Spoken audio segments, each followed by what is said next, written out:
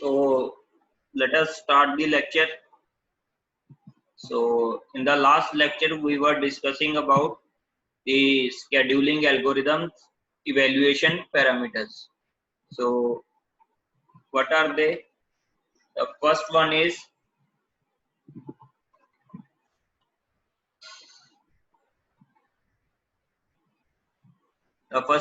CPU utilization.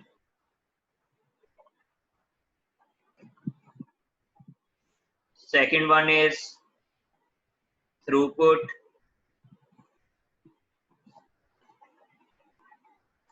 Third one is waiting time. Fourth one is turnaround time.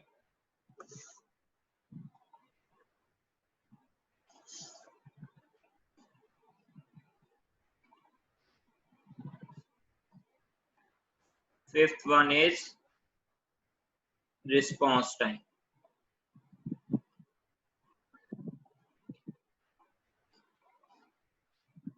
Now we will discuss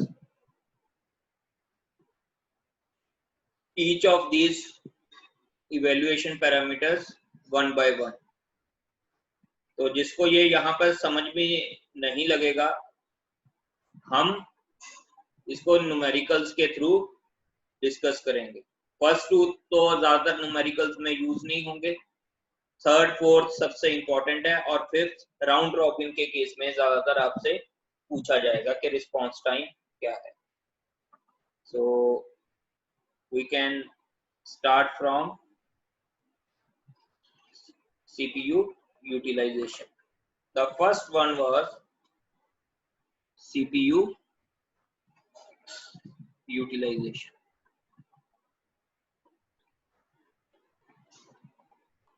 मान लो कोई process है,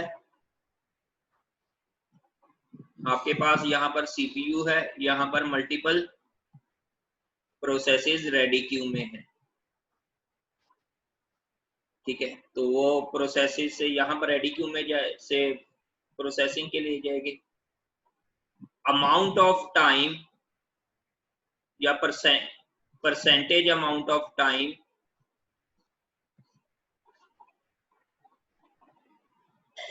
जो आपका CPU will work.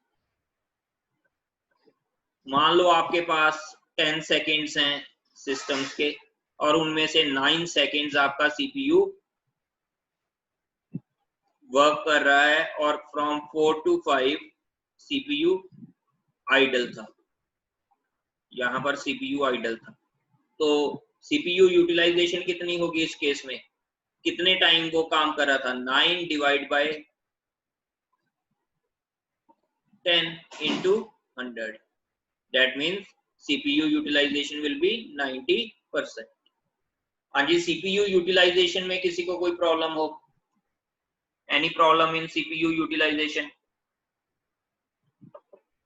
Clear है ये CPU यूटिलाइजेशन?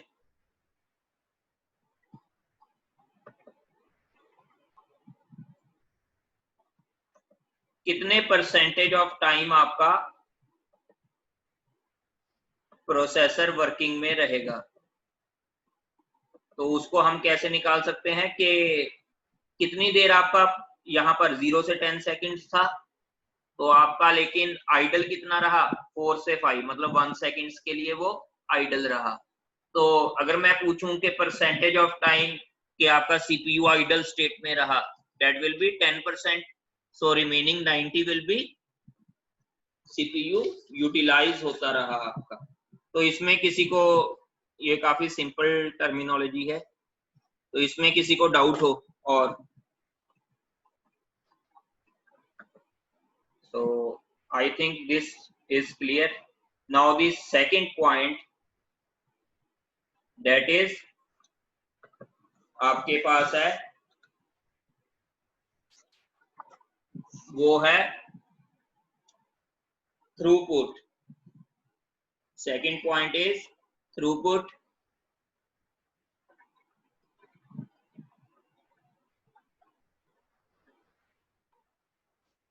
थ्रूपुट क्या होती है आपके पास, how many processes are executed या बीइंग एग्जीक्यूटेड या has been executed on CPU, कितने प्रोसेसेस आपके प्रोसेसर पर एग्जीक्यूट हो गए in per unit of time. वो यूनिट ऑफ टाइम आपको क्वेश्चन में दिया जा सकता है भी कितना भी हो, पर यूनिट ऑफ टाइम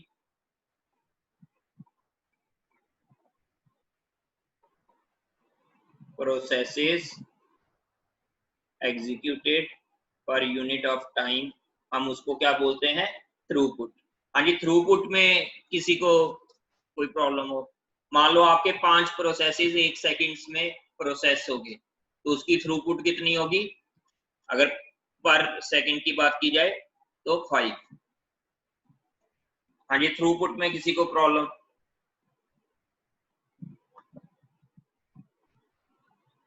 तो थ्रूपुट क्या है, मान लो 1 सेकंड में आपके 5 प्रोसेसेस एग्जीक्यूट हो गए, तो अगर मैं पूछूं कि थ्रूपुट क्या है सिस्टम की पर सेकंड में, तो कितने होंगे, 5 प्रोसेसेस पर सेकंड। क्लियर? तो दैट विल बी थ्रूपुट। पर यूनिट ऑफ टाइम कितने प्रोसेसेस आपके एग्जीक्यूट हो रहे हैं, तो उसको क्या बोलते हैं, थ्रूपुट। तो I think that is clear कि पर यूनिट ऑफ टाइम आपके कितने प्रोसेस एग्जीक्यूट होगी। तो इस केस में कितने हो गए थे आपके, लेट अस सपोज जो हमने बोला था कि सीपीयू पे मान लो 5 प्रोसेसेस 1 सेकंड में हो गए, तो पर सेकंड कितने प्रोसेसेस एग्जीक्यूट हो रहे हैं, 5। अगर मैं बोलूं कि क्वेश्चन मैंने दे दिया, लेट अस सपोज क्वेश्चन है इन a system 25 processes has been executed in 5 seconds. What is the throughput of this system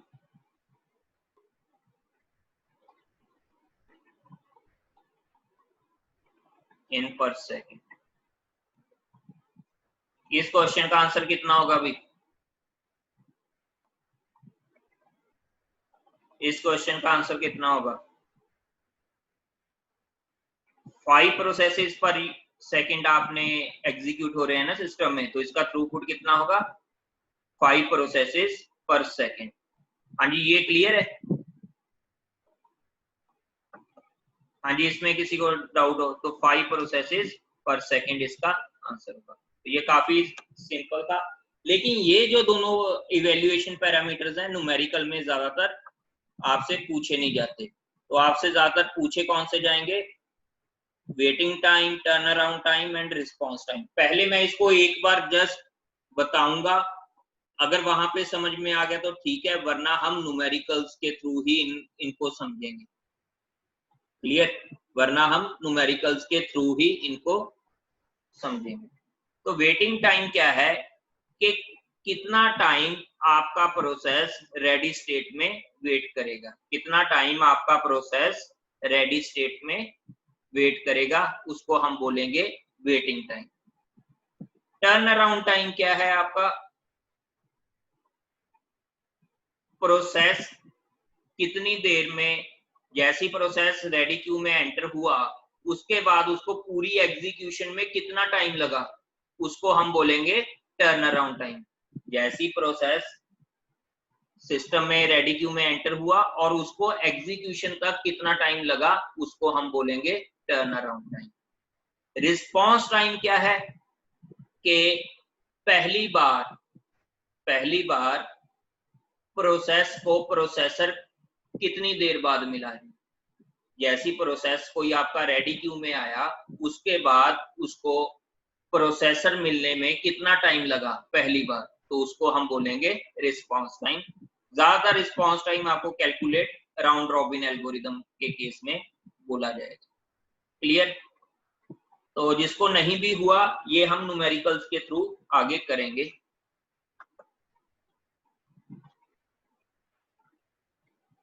yes, first time in running state. Actually first time in running state कब से? पहले तो process आपका ready queue में wait कर रहा है, जैसे ही वो रनिंग स्टेट में आया तो उस रेडी से रनिंग स्टेट में कितना टाइम लगा, तो उसको बोलेंगे रिस्पॉन्स टाइम। ये अभी न्यूमेरिकल्स के थ्रू सभी टर्न अराउंड टाइम भी आपको दोबारा एक्सप्लेन कर दूंगा मैं, और वेटिंग टाइम भी एक्सप्लेन कर दूंगा। जिसको ये तो एक बार मैंने बोला है, अभी हम न्यूमेरिकली देखेंगे कि किसको कितना टाइम लग रहा है। क्लियर? तो हम पहले शेड्यूलिंग एल्गोरिदम्स की बात करते हैं, उसमें ये सारे हम ये तीनों पैरामीटर्स देखेंगे। तो हमने शेड्यूलिंग एल्गोरिदम्स हम हमारे सिलेबस में जो हैं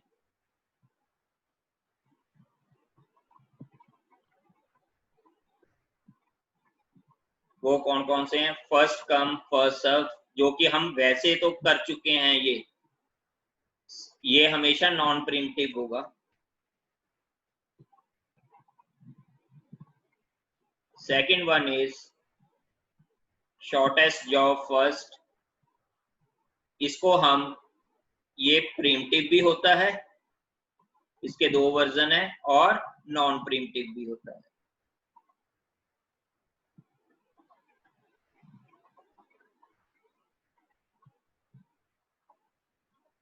third one is priority based scheduling,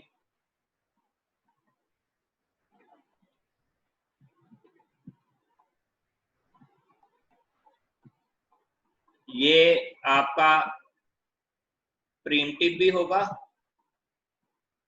और नॉन प्रिमिटिव भी, आप इसको देख सकते हो। Fourth one is round robin algorithm, ये आपका हमेशा प्रिमिटिव होता है।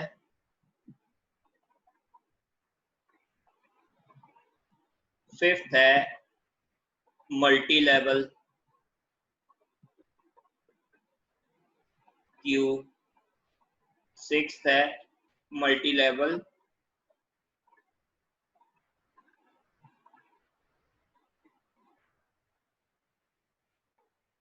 Feedback queue schedule. तो ये आपके पास 6 एल्गोरिदम्स हैं जो आपने इस कोर्स में स्टडी करने हैं। लैब के केस में आपने फर्स्ट 4 को इंप्लीमेंट करना है। जो असाइनमेंट नंबर आपकी लैब असाइनमेंट नंबर आपकी 6 है, उसमें आपने फर्स्ट 4 को इंप्लीमेंट करना है। तो अब इसको हम 1 बाय 1 सभी एल्गोरिदम्स को देखेंगे। देखो, अगर इस वीक नेक्स्ट वीक तक ये कंप्लीट हो गए तो वेल एंड गुड है, वरना मुझे एक्स्ट्रा लेक्चर लेना पड़ेगा। ठीक है, तो न्यूमेरिकल भी हमें करने होंगे तो एक्स्ट्रा लेक्चर तो होगा ही होगा इसकी। तो लेकिन जो कॉन्सेप्ट है वो मैं नॉर्मल लेक्चर्स में कंप्लीट करूंगा, और जो न्यूमेरिकल्स है वो एक्स्ट्रा लेक्चर में हो पाएंगे। ठीक है, इसमें भी numerically second shortest job first SJF, और जो इसका प्रीमिटिव वर्जन होगा उसको हम शॉर्टेस्ट रिमेनिंग टाइम भी बोलेंगे। ठीक है, ऐसा क्यों बोलेंगे वो मैं आपको अभी बताऊंगा। सो स्टार्ट करते हैं shortest job sorry first come first serve के न्यूमेरिकल से।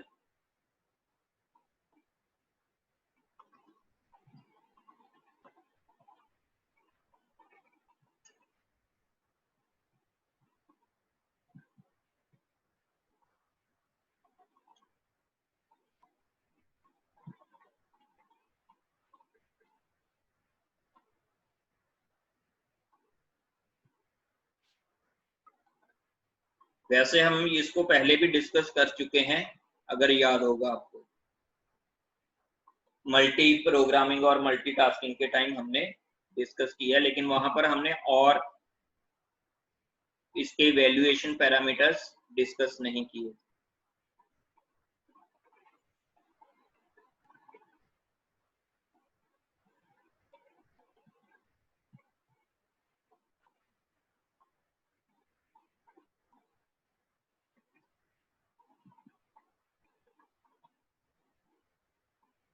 ये 25 मान लो, इसको 25 40 और सॉरी मैं गलत लिख गया यहाँ पे,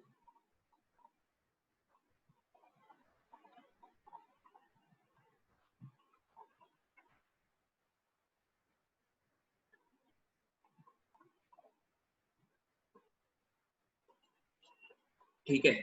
अब इसको मुझे शेड्यूल करना है, तो मैंने आपको मल्टी प्रोग्रामिंग के टाइम गैंट चार्ट बनाना सिखाया था। तो ये एल्गोरिदम, शेड्यूलिंग एल्गोरिदम क्या है, फर्स्ट कम फर्स्ट सर्व।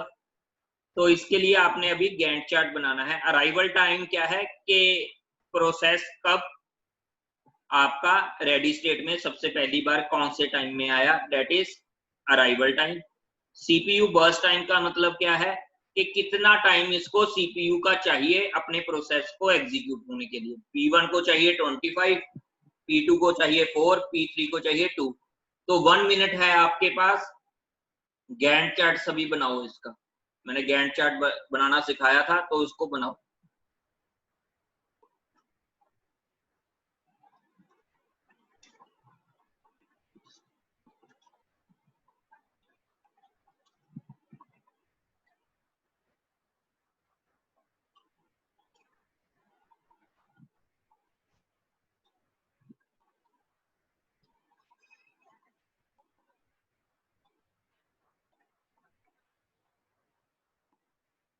तो सबसे पे आपका मान लो सिस्टम 0 से स्टार्ट हुआ, तो 0 पे आपके पास एक ही प्रोसेस आया था P1। तो ये इसको क्या हुआ, 0 से 25 तक आपका P1 चला।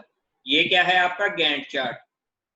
जिनको अब कुछ याद नहीं जाए, जिनकी क्लास में हुई थी, गैंट चार्ट सुन लो क्या है। ये टाइमलाइन को रिप्रेजेंट कर रहा है। ये नीचे देख रहे हो ना, ये टाइमलाइन है। ये अब किसकी बात हो रही है, सीपीयू प्रोसेसिंग की, कि सीपीयू के पास इस टाइम पे ये वाला प्रोसेस शेड्यूल था। तो 0 से लेके 25 तक P1 चलेगा। नेक्स्ट, क्योंकि ये एल्गोरिदम क्या है, first come first serve, next process कौन सा आया रेडी क्यू में, P2 4 एट टाइम यूनिट 4। तो इसका सीपीयू बर्स्ट टाइम कितना है, 4। तो देन ये P2 चलेगा, date is from 25 to 29। Then P3 चलेगा फ्रॉम 29 टू 31। हाँ जी, यहां तक किसी को ये गैंट चार्ट में डाउट हो कि ये गैंट चार्ट कैसे आया, एनी डाउट?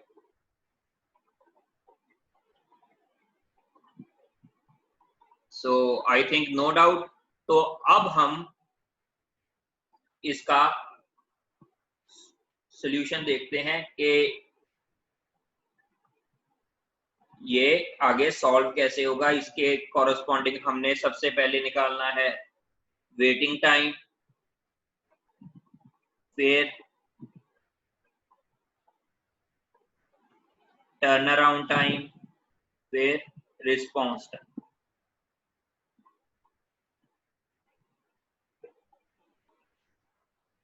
अब ध्यान से सुनो, वेटिंग टाइम क्या है, कितनी देर एक प्रोसेस को रेडी क्यू में वेट करना पड़ा। हाँ जी, P1 को कितनी देर वेट करना पड़ा, 0 पे आया और 0 पे ही प्रोसेसर मिल गया, that means it's waiting time is 0। That means it's waiting time is 0। अब टर्न अराउंड टाइम क्या है, प्रोसेस जब भी रेडी क्यू में आया उसके बाद उसको एग्जीक्यूशन के लिए कितना टाइम लगा, टोटल एग्जीक्यूशन के लिए कितना टाइम लगा। 0 पे आया और एग्जीक्यूट टर्मिनेट कब होकर गया, वो 25 पे, तो 25 minus 0, turn around time will B 25। Response time क्या है कि पहली बार उस प्रोसेस को कितनी देर बाद प्रोसेसर मिला। तो ये बात हमेशा याद रखनी है कि for in the case of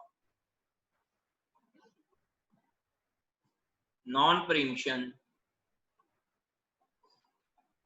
algorithms, जो आपका वेटिंग टाइम है that will be equals to response time. क्योंकि पहली बार प्रोसेस ये जैसे एक बार P1 शेड्यूल हो गया यहाँ पर, तो इसके बाद तो इसको रेडी स्टेट में तो कभी जाना ही नहीं पड़ेगा, ठीक है, अगर इनपुट आउटपुट की प्रोसेसिंग नहीं है। In case of no input output operations, ज्यादातर एल्गोरिदम में हम यही मान रहे हैं कि इनपुट आउटपुट के ऑपरेशंस नहीं है। तो इसमें रिस्पॉन्स टाइम क्या होगा, 0। अब P2, पहले मैं सारे को एक्सप्लेन करता हूं फिर आप डाउट पूछना जिसको हुआ। P2 के लिए वेटिंग टाइम क्या है, अराइव हुआ रेडी क्यू में कब, 4 पे, प्रोसेसर कब मिला 25 पे, तो वेटिंग टाइम कितना देर ये वेट करता रहा, 21 units of time. Turn around time क्या है कि कब ये खत्म हुआ आने के बाद, अराइव हुआ 4 पे, खत्म कब हुआ 29 पे, तो इसका टर्न अराउंड टाइम क्लियर।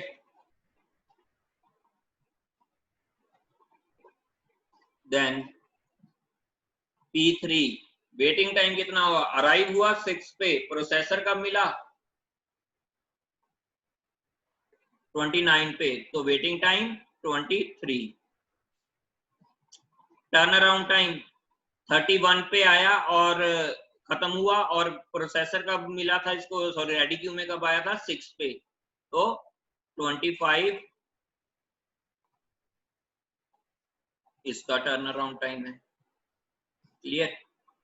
और रिस्पॉन्स टाइम तो इसके बराबर ही होगा क्योंकि पहली बार प्रोसेसर वैसे ही मिला है। तो अगर एवरेज वेटिंग टाइम बोला है तो ये इसका कितना होगा 44/3, इसका कितना होगा 75/3 एवरेज टर्न अराउंड टाइम।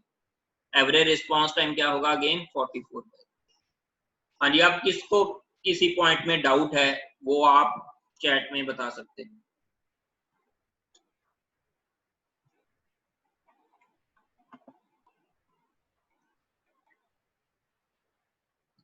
ये फ्रैक्शन वाले क्या है कि जहां पे आपको पूछा जाए average turn around time of the system, तो क्या करोगे आप, P1 का टर्न अराउंड टाइम, P2 का turn around time, then P3 का turn around time divide by 3। Response time और वेटिंग टाइम इक्वल इसलिए है कि आपको मैं बोल रहा हूं कि पहली बार प्रोसेसर कब मिला रेडी क्यू में आने के बाद, उसको बोल रहे हैं रिस्पॉन्स टाइम। अगर नॉन प्रीम्प्टिव एल्गोरिदम है और कोई इनपुट आउटपुट ऑपरेशंस भी नहीं है तो अगर एक बार प्रोसेस को प्रोसेसर मिल गया फिर तो वो अब टर्मिनेट होकर ही जाएगा, तो उस केस में वेटिंग टाइम और रिस्पॉन्स टाइम सेम रहेगा।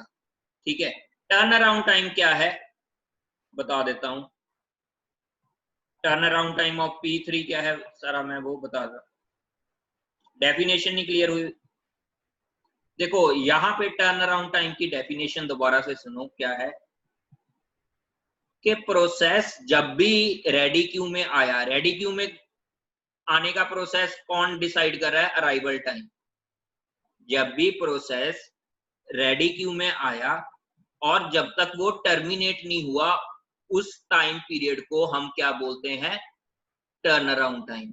के process difference between the time of execution of a process and arrival of a process in ready queue is known as turn around time. तो मतलब क्या है कि 25 पे P1 आया, सॉरी टर्मिनेट हुआ और रेडी क्यू में कब आया, 0 पे, तो 25 माइनस 0 25।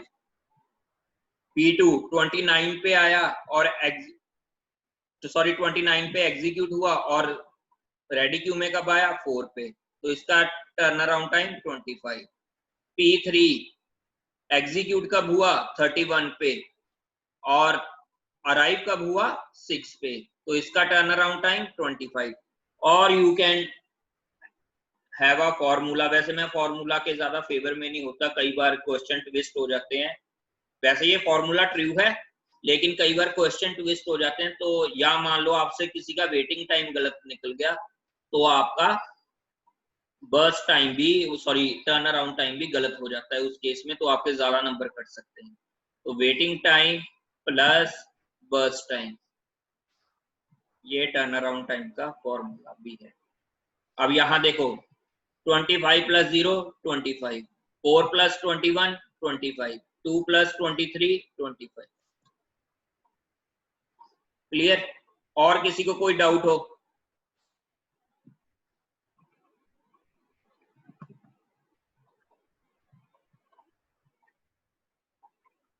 अगर कैलकुलेशन सही करोगे तो सही मिलेगा ही आपको, लेकिन कई बार क्या होता है कि क्वेश्चन में थोड़ा सा ट्विस्ट डाल दिया।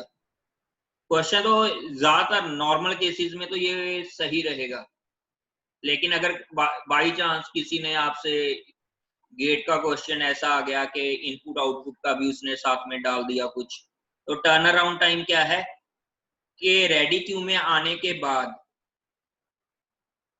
टर्मिनेशन टाइम तक उसको कितना टाइम लगा, उसको हम टर्न अराउंड टाइम बोलते हैं। ठीक है, नहीं हर केस में सेम क्यों आएगा, ये तो बाई चांस से एग्जांपल ऐसी दी गई जिसमें सेम है। आगे हम देखेंगे, बहुत सारे न्यूमेरिकल्स करेंगे, तो जैसे जैसे हम आगे बढ़ेंगे तो आपको पता चलता जाएगा कि ये फैक्टर्स ऐसे क्यों हैं या इनका मीनिंग क्या है। चलो मैं ये अज्यूम करके चलता हूं कि आपको 25% तो ये तीनों पैरामीटर्स समझ। एक्सेप्शन का एग्जांपल,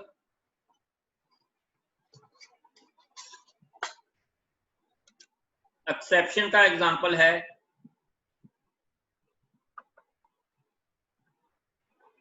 मैं यहां पर, वैसे वो इतना मुश्किल पूछा नहीं जाता फिर भी मैं बता देता हूं कि मान लो आपका कोई प्रोसेस, जैसे आपको वो नहीं आया था एक, मैंने पहले 20% वो इनपुट आउटपुट के लिए गया, फिर 70% वो सीपीयू बर्स्ट के लिए गया, एक न्यूमेरिकल करवाया था, फिर 10% वो इनपुट आउटपुट के लिए।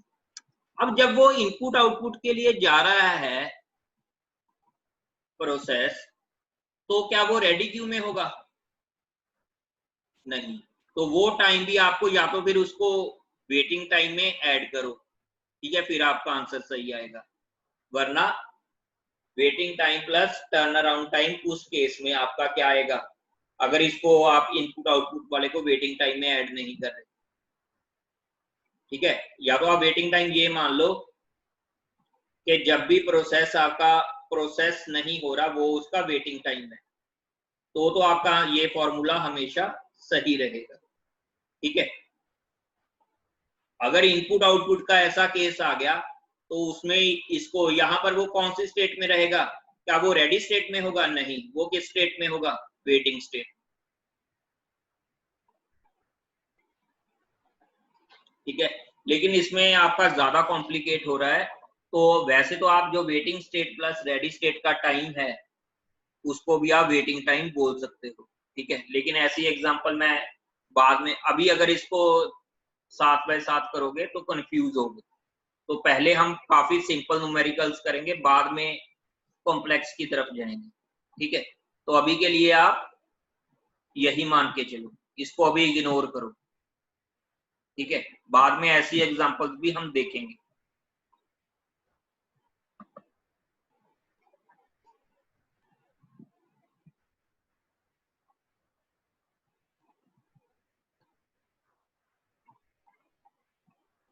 हाँ, ये कर सकते हो।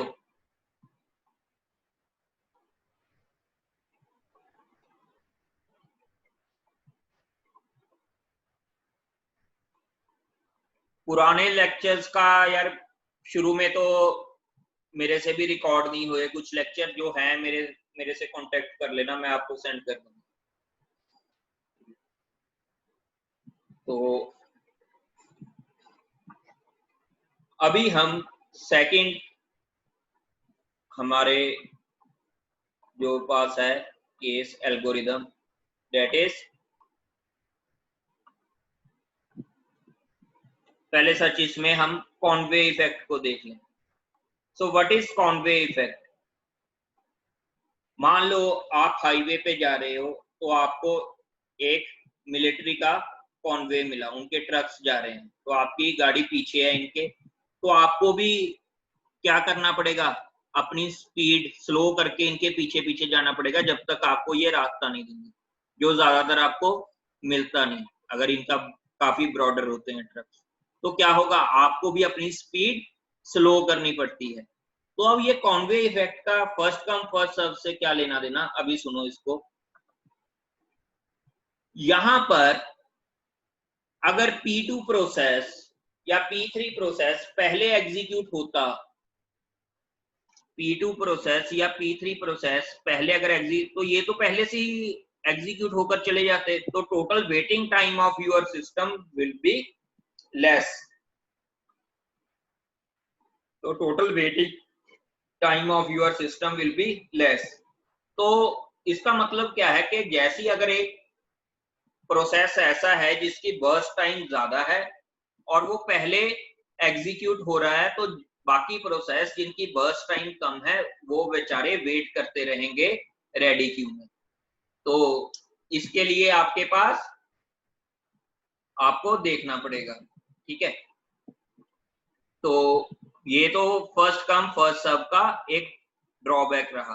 तो फर्स्ट कम फर्स्ट सर्व के इस ड्रॉबैक को दूर करने के लिए हमारे पास जो नेक्स्ट एल्गोरिदम है, that is called shortest job first.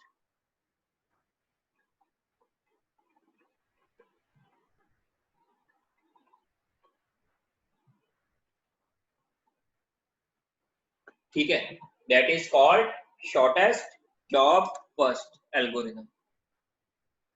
Clear? अब इस शॉर्टेस्ट जॉब फर्स्ट एल्गोरिदम को हमने ट्राई करना है। तो अब इस शॉर्टेस्ट जॉब फर्स्ट एल्गोरिदम को की एक एग्जांपल देखते हैं। इसमें क्या होगा कि जिस प्रोसेस का सीपीयू बर्स्ट टाइम सबसे कम होगा वो सबसे पहले शेड्यूल होगा। क्लियर? पहले हम इसकी सिंपल एग्जांपल करते हैं, फिर बाद में थोड़ी थोड़ी कॉम्प्लेक्स। पहले हम सिर्फ नॉन प्रीम्प्टिव का केस देखेंगे। नॉन प्रीम्प्टिव मींस जिसको एक बार प्रोसेसर मिल गया उसको आप फोर्सफुली छीन नहीं सकता ऑपरेटिंग सिस्टम। तो इसकी एग्जांपल हम देखते हैं।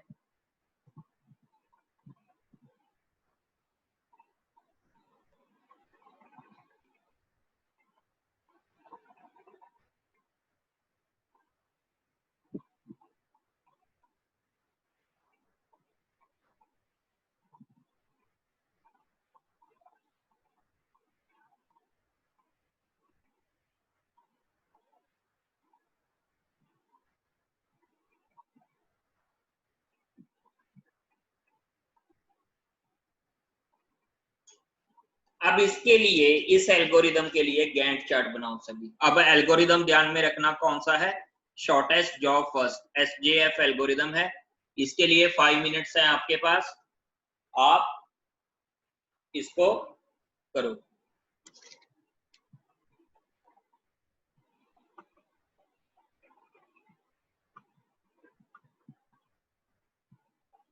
ये इसका ड्रॉबैक है भाई, यहाँ क्वांटम टाइम की तो रिक्वायरमेंट नहीं है क्योंकि ये शॉर्टेज जॉब फर्स्ट है, ठीक है। ये तो इसका ड्रॉबैक है, जो अभी आपने पूछा ना हमें पहले से बर्स्ट टाइम कैसे पता होगा, ये मैंने अभी एक्सप्लेन करना था कि ये एल्गोरिदम इसीलिए फेमस नहीं हुआ कि हमें प्रेडिक्शन करनी मुश्किल होती है पहले से कि बर्स्ट टाइम कितना होगा। जिसने भी डाउट पूछा था अच्छा डाउट था, लेकिन ये इस एल्गोरिदम का सबसे बड़ा ड्रॉबैक है। तो हम ज्यादातर प्रेडिक्शन के एल्गोरिदम यूज करते हैं, लेकिन उसकी एक्यूरेसी इतनी सही नहीं होती, इसीलिए ये वाला एल्गोरिदम ज्यादा पॉपुलर भी नहीं हुआ।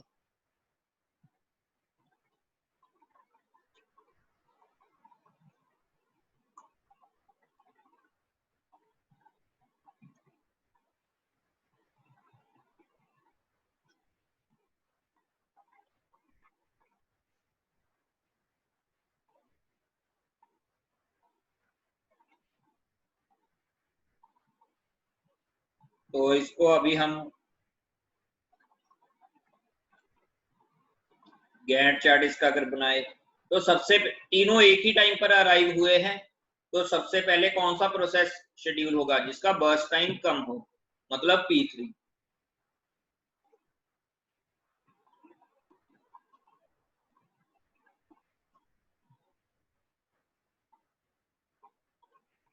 सॉरी P3, फिर P2 3 से 7 तक,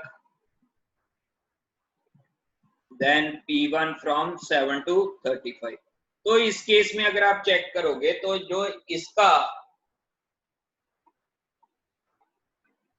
वेटिंग टाइम है वो काफी कम मिलेगा आपको as compare to first come first सर्व।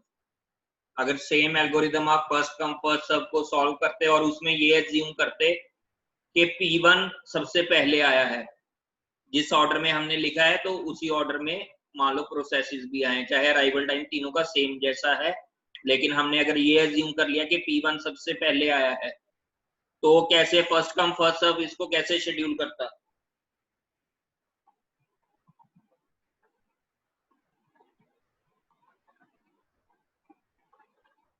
0 से लेके P1 के कहां तक, 28 तक, 28 से 32 P2 और 35 P3। तो ऐसे जाना था। ये किसकी एग्जांपल होगी, फर्स्ट कम फर्स्ट सर्व, ये शॉर्टेस्ट जॉब फर्स्ट। अब अगर मैं आपको बोलूं कि दोनों के केस में आपने वेटिंग टाइम निकालना है,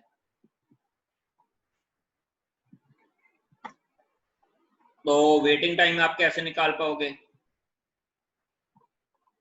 waiting time shortest job first, waiting time आपका, ये मैं लिख रहा हूं first come first serve. Shortest job first में P1 के लिए वेटिंग टाइम कितना है, 0 पे आया और प्रोसेसर इसको मिल रहा है 7 पे, तो 7 इसका वेटिंग टाइम है। फर्स्ट कम फर्स्ट सर्व में इसका वेटिंग टाइम कितना है, 0। क्लियर। P2 के लिए 0 पे आया और प्रोसेसर मिला 3 पे, तो ये वेटिंग टाइम 3 है, और यहां पर इसका वेटिंग टाइम कितना है, 28। P3 यहां पर 0 है वेटिंग टाइम, और यहां पर कितना है, 32। तो अगर एवरेज वेटिंग टाइम करोगे इसका तो 10/3 आएगा, इसका 60/3 आएगा, तो जो कि बहुत बड़ा डिफरेंस है। तो शॉर्टेस्ट जॉब फर्स्ट जिसने भी ये लिख रहा है तो उसमें वेटिंग टाइम काफी कम हो जाता था, लेकिन हम पहले से प्रेडिक्ट कैसे करें ये इसका बहुत बड़ा डिसएडवांटेज था। तो इस केस में आपने अगर टर्न अराउंड टाइम कैलकुलेट करना है, हाँ जी किसी को डाउट है तो पूछ लो, अभी टाइम कम रह गया है। Any doubts?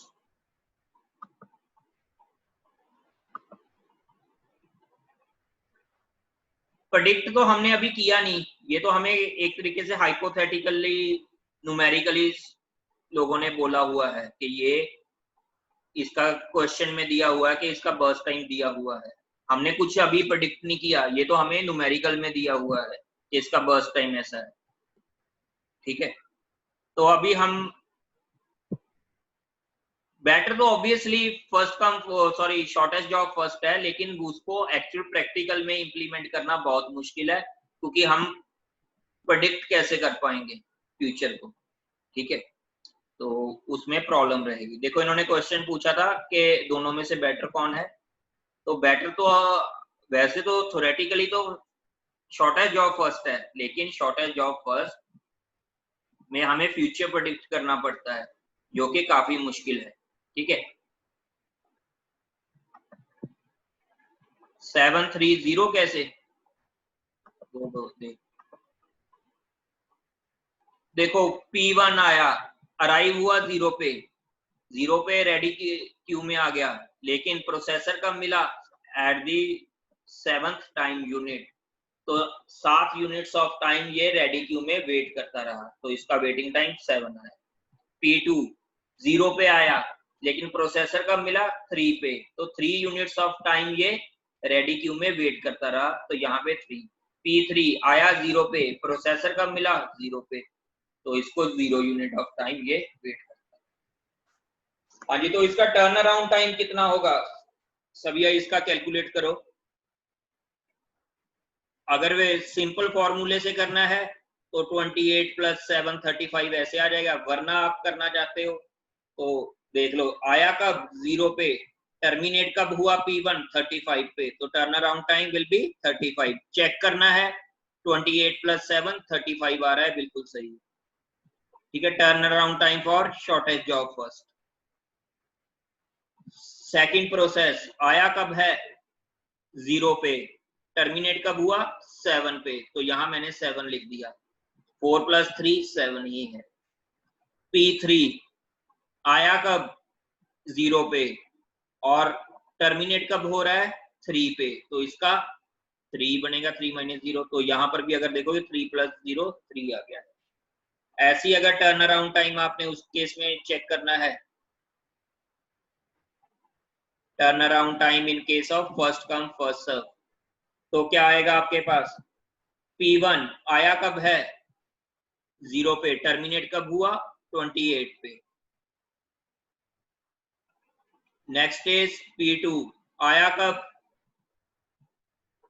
0 पे, टर्मिनेट कब हुआ? 32 पे, तो इसका 32। नेक्स्ट इज P3 आया कब? 0 पे, टर्मिनेट कब हुआ? 35 पे, तो नेक्स्ट इज इसका 35। तो इसमें किसी को कोई डाउट हो?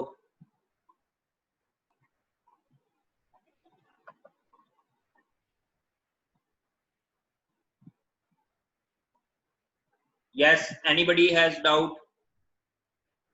तो यहीं से हम नेक्स्ट लेक्चर में करेंगे। तो अगर किसी को, वैसे मैं ये प्रेफर करूंगा कि आप इसके लिए कोई 2 घंटे का एक्स्ट्रा लेक्चर रख लो, ताकि सारे कॉन्सेप्ट्स उसमें एक बार में ही कवर हो जाएंगे। अगर रख सकते हो, आपकी मर्जी है, वो आप अपने सीआर को बता देना, वरना नेक्स्ट वीकेंड तो एक्स्ट्रा लेक्चर होगा ही होगा, उसमें कॉन्सेप्ट नहीं बताए जाएंगे, उसमें प्रैक्टिस होगी। ठीक है, तो आपकी मर्जी है उसको कैसे देखना है आपने, वरना ऐसे करते हैं नेक्स्ट 3 लेक्चर्स में कॉन्सेप्ट बता देते हैं, फिर अगले वीकेंड हम कर लेते हैं। ठीक है, चलो ठीक है, फिर आप कार्तिक मुझे बता देना।